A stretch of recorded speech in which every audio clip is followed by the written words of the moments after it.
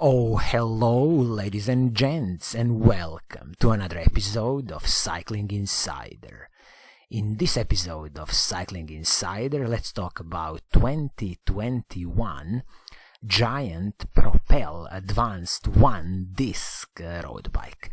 As you already see, it's a mouthful of bike names, but as I said many times ago, it's just the state of the art when it comes to naming bikes in today's world. But before we start, if you haven't already subscribed, please do subscribe to this channel and hit that bell icon because it's gonna help in growing the channel. Of course, if you are already a subscriber, then thank you. So, as I was saying, 2021 Giant Propel Advanced one road bike. So let's have a deep dive and let's see what do you get for your hard-earned money. I mean, speaking about your hard-earned money, retail price for this bike is 3,300 British pounds or $4,500 for all the people across the pond. So definitely this is not a cheap bike. And as I always say, please don't just walk into the shop and pay the retail price. Please try to negotiate the price of this bike, so behave nicely, be nice, and always aim for about 15 to 20% discount, which is definitely achievable, and if you behave nicely, there is a big possibility that you will get this bike discount. So let's first answer the question about the Giant Propel.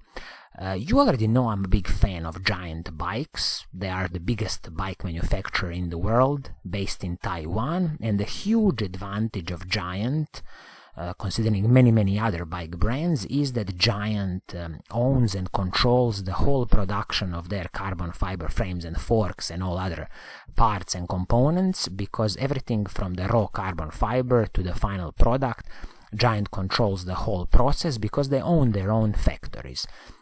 And also in the old days, Giant was producing a lot of carbon fiber parts and frames and forks for other manufacturers, and I still think this is the case. So that's one of the big reasons why I'm a big fan of Giant bikes. So you see, Giant Propel range. Who is this bike for? So if you are looking for a bike to go as fast as possible in the straight line, you want to optimize your aerodynamics, you want the minimum drag possible on a bike, then definitely this bike is for you. This is a typical example of an aero road bike, so aerodynamically optimized carbon fiber frame, fork, components, wheelset, and definitely it's aimed for those people who are not spending a lot of time climbing steep mountains. When I say steep mountains, I mean here everything that's above 8% gradient, so if this is not your cup of tea, then definitely consider this bike as your daily bike. You can definitely, attack some steep mountains from time to time, but this is not the main purpose of this bike.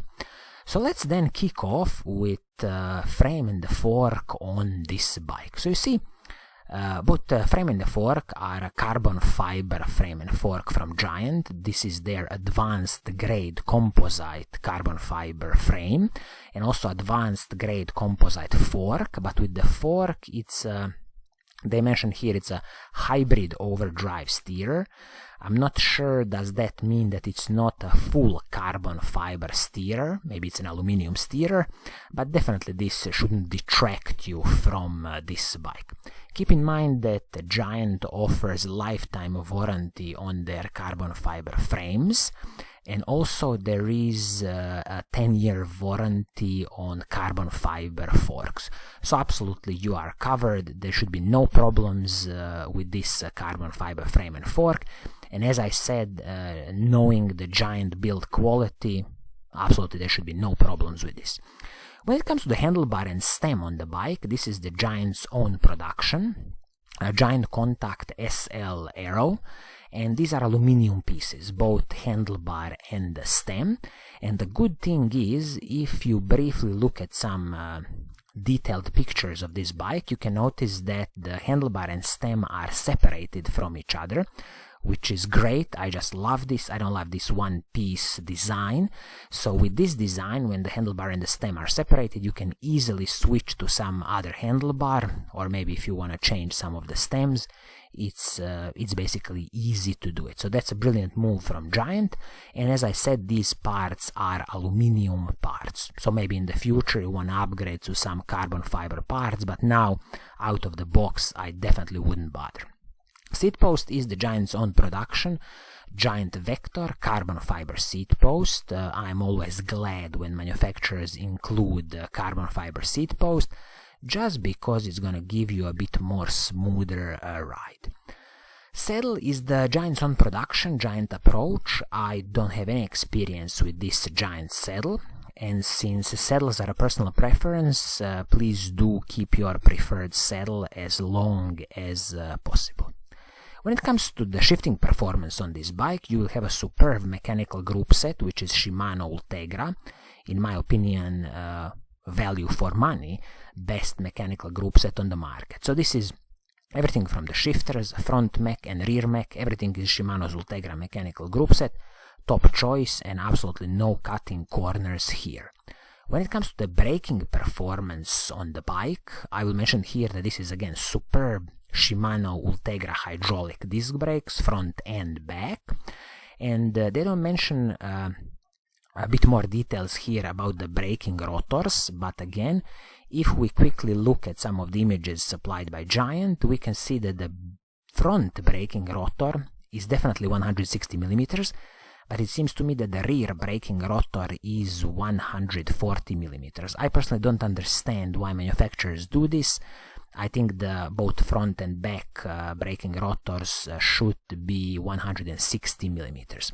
Good thing here is that it seems to me that these braking rotors are the Ultegra level braking rotors, RT700, RT800 braking rotors, so there should be no cutting corners in the braking performance.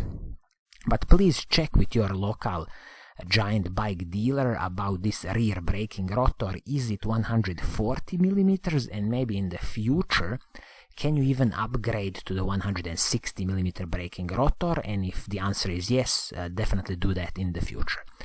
Cassette on this bike, Shimano's Ultegra cassette, brilliant, no cutting corners, 1130 cassette, and this cassette is paired with the Shimano's Ultegra crankset, 3652. So as you see, the size of the crankset and the cassette, so cassette 1130 and the crankset 3652 tooth, that's definitely not, a climbing bike. That's definitely geared towards going as fast as possible in the straight line. But again, great thing is no cutting corners on the cassette, no cutting corners on the crankset, everything top level Shimano Ultegra group set. When it comes to the chain on the bike, you see you will have the you will have the KMC X11 chain. That's perfectly fine chain out of the box, but personally what I would do is I would run this chain probably 2,000 to 3,000 kilometers. Once when the chain is destroyed, I would replace it for the Shimano Ultegra chain, so it just fits perfectly with the Shimano Ultegra cassette and the chain rings, because definitely, when you specify the full Shimano Ultegra group set, so chain, cassette, chain rings, everything is better optimized when it comes to the wear and also the friction. Bottom bracket on the bike is a classical Shimano's press fit bottom bracket. Again, should be no problems with this press fit bottom bracket, because again, knowing the Giant's build quality, they should respect the Shimano tolerance, and there should be no creaking from this bottom bracket. Now we come to the wheel system. So this is the Shimano's own production carbon fiber wheel set, which is absolutely superb on this price level of the bike. So this is the Giant SLR2 carbon disc wheel system. Both front and rear wheel are carbon fiber wheel set, 42 millimeters front rim height and 65 millimeters on the back rim height, and also the hubs are Giant's own production. I forgot to mention that Wheelset is with 12mm through axles both front and back, and when it comes to the whole frame set, carbon fiber frame and fork, everything is internal cable routing on this bike. Even the spokes on the Wheelset are the Giant's SLR. I don't think this is I don't think Giant makes the spokes, so I think we should better check a bit more details about this Wheelset. So when you look at the on the Giant's own website, their SLR2 disc carbon Wheelset, I'm just gonna briefly focus on the front wheel, 42mm rim depth. So if we dive a bit deeper into the details, as I said, carbon fiber wheelset, which is a hookless clincher wheelset. Of course it is tubeless compatible, you just need a rim tape and a valve kit. 42mm rim height for the front, and the inner rim width 19.4mm, so it is a bit narrow, keep that in mind.